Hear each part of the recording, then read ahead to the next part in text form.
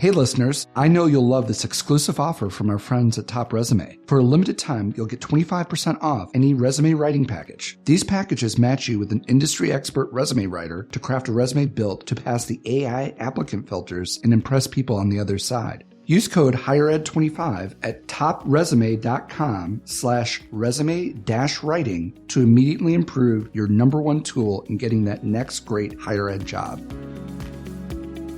Welcome to the HigherEdJobs Podcast. I'm Andy Hibble, the Chief Operating Officer and one of the co-founders of HigherEdJobs. And I'm Kelly Sherwin, the Director of Editorial Strategy. Today we're fortunate to be speaking with Justin Zackel, one of our regular contributors to HigherEdJobs. In addition to being a well-respected writer for us, Justin is also a communications specialist at Slippery Rock University and has more than 12 years' experience in higher education communications and marketing. Thank you for joining us today, Justin. Thank you. And I love that HigherEdJobs has a podcast now. And I always say that sometimes, I might not have 2 minutes to read an article, but I always seem to find time to have 20 minutes or a half hour to listen to a podcast, whether I'm folding laundry, mowing the lawn, or shoveling snow. It's a great format to share a lot of ideas. That's a great place to start and see. For folks who are listening out there, we tweet us at HigherEdJobs or drop us an email at podcast@HigherEdJobs. We'd love to know what you're doing while listening to the podcast, and we'd love to report back to you and give folks who are struggling to have some time to listen to the podcast some ideas of how to do that.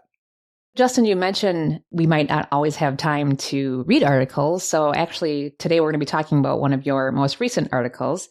It is called Working Toward Productive Conflict and Away from Groupthink. So before we dive into talking about, some strategies and tips and techniques and all the wonderful information you described in the article, I think it'd be good for our listeners to kind of talk a little bit more about what the concepts are. When we hear the word conflict, oftentimes I think of something that is negative or bad. So can you talk about the differences between productive conflict and the opposite, which is unhealthy or unproductive conflict? So productive conflict, you want to have dialectical conversations and not you're just getting into having opposing ideas where you're just focusing on imposing your opinion on somebody to try to win an argument. You want to try to reach a solution that's agreeable and advantageous for both parties involved.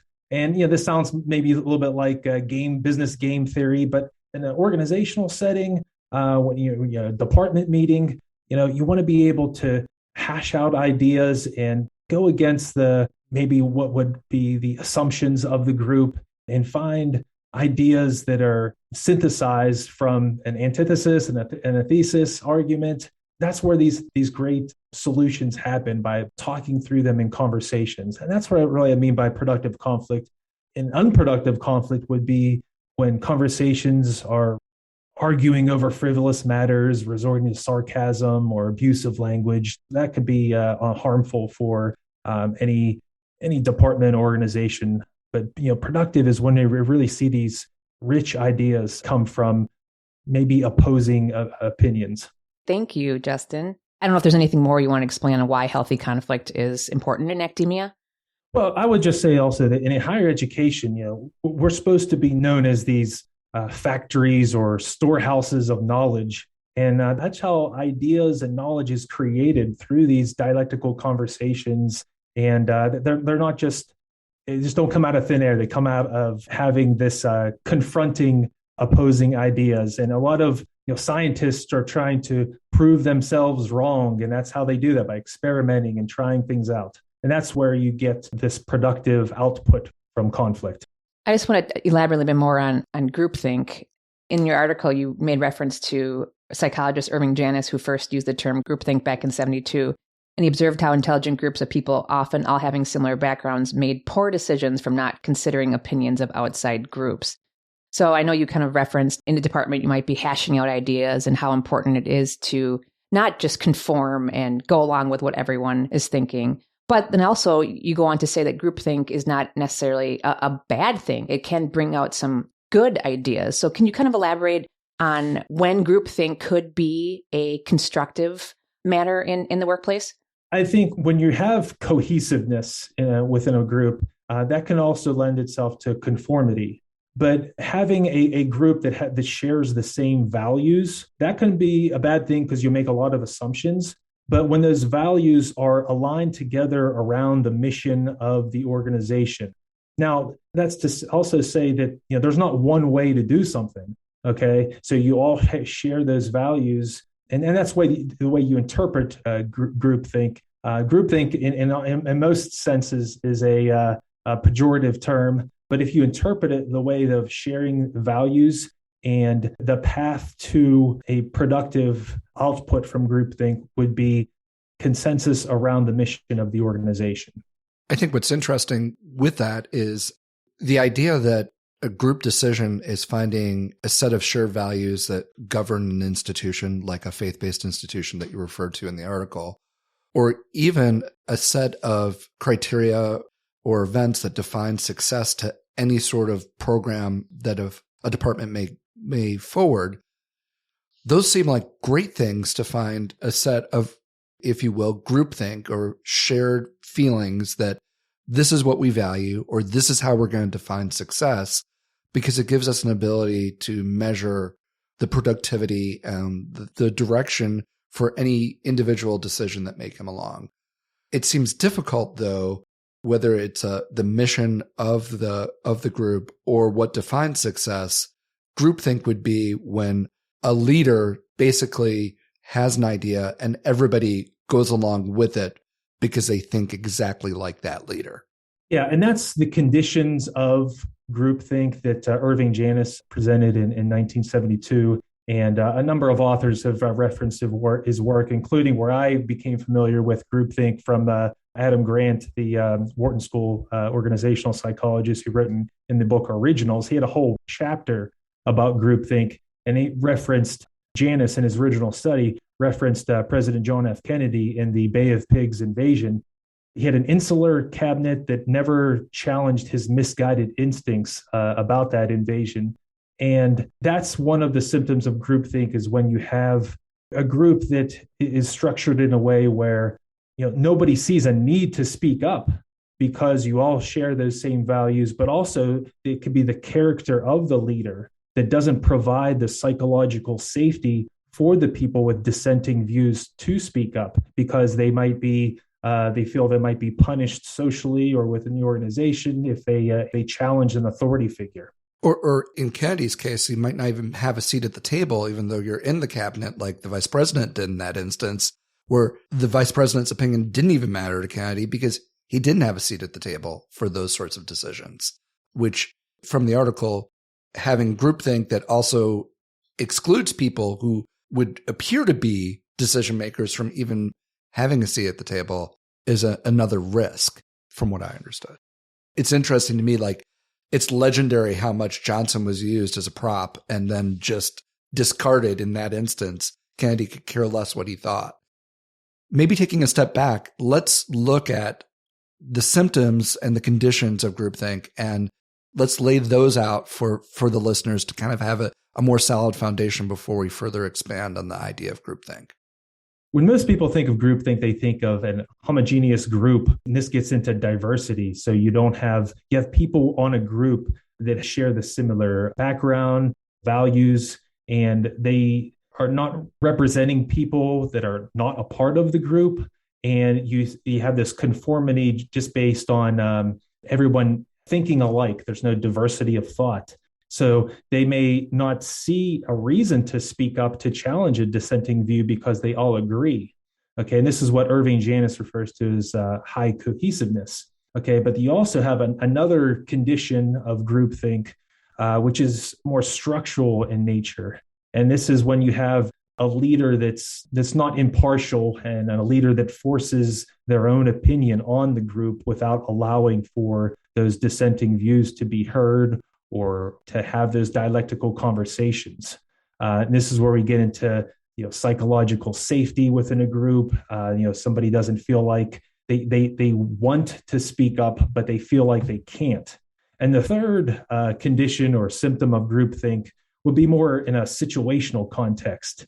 I think of this now, especially during the pandemic, and a lot of departments are stretched thin, a lot of staffs are short. Groups feel like they're stressed. There's burnout. there's no time or resources or energy to challenge decisions. They're just more passive, and they just resign themselves to go along with the group. They lose the desire to speak up. It's not that they can't speak up, but they just don't want to speak up. So those are like the three major conditions for when groupthink presents itself. And I think as a leader of an organization or a department, you want to be able to provide an environment where your subordinates have psychological safety. They're willing to and motivated to speak up, and all these views are considered and accounted for. And you have those rich conversations among your coworkers. One of the things I love about your writing, Justin, is you really provide some actionable advice, some tips.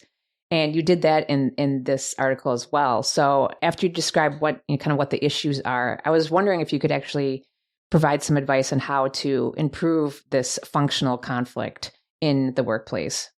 When I approached this topic from the context of higher education, I was challenged by thinking, people in higher education, are they more susceptible to groupthink than maybe other industries?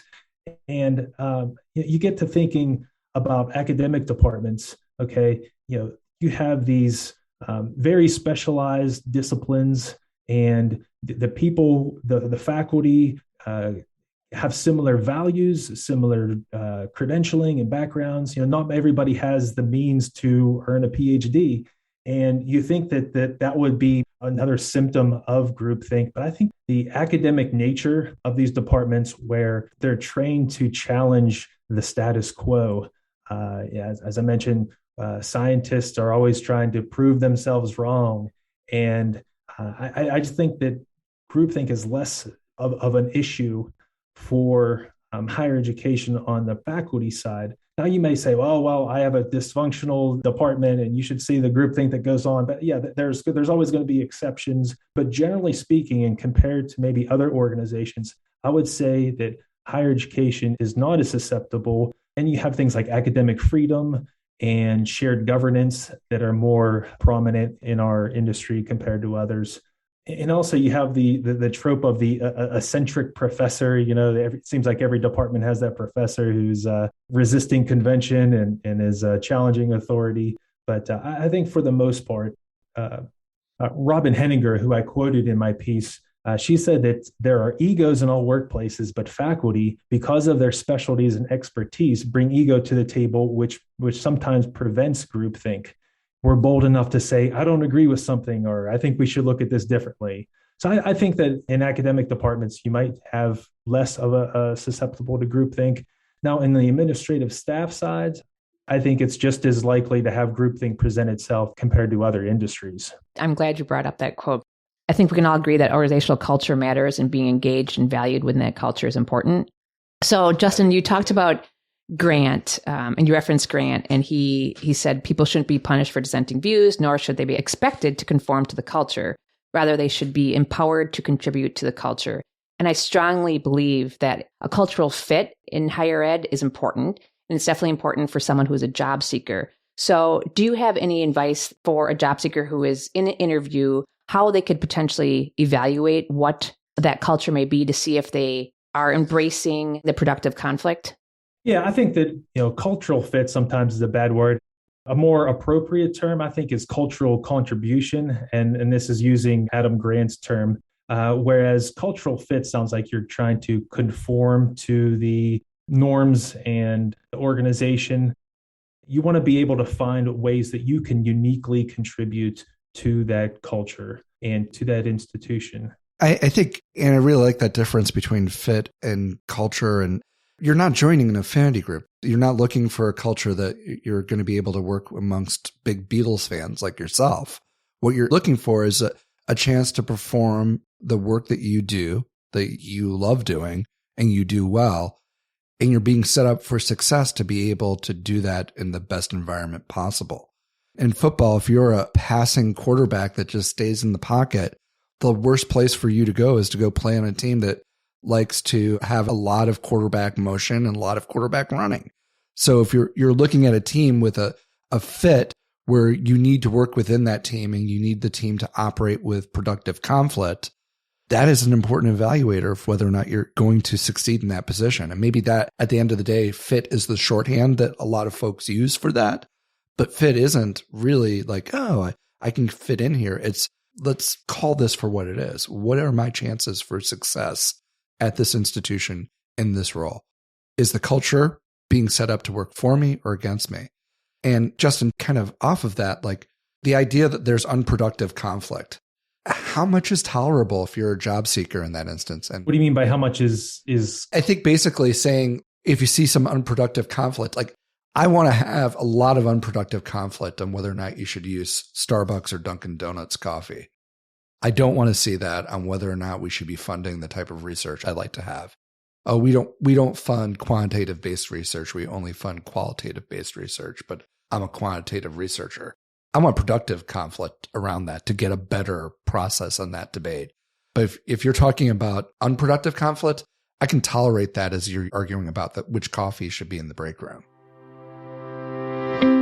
Are you looking for a great resume? Because for a limited time, our friends at Top Resume are giving you 25% off any resume writing package. Use code HigherEd25 at topresume.com/resume-writing to immediately improve your number one tool in getting that next great higher ed job.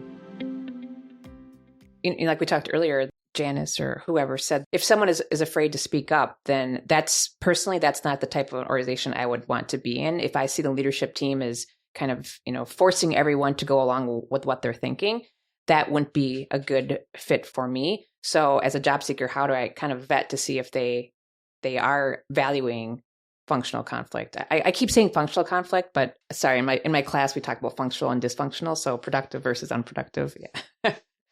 When you're having conversations on a job interview or even informal conversations with people within an institution, you want to be able to detect language that is more absolute, like this is the way we do things around here. There's a clear distinction between right and wrong, and there's not an accepting of another way to reach a different solution.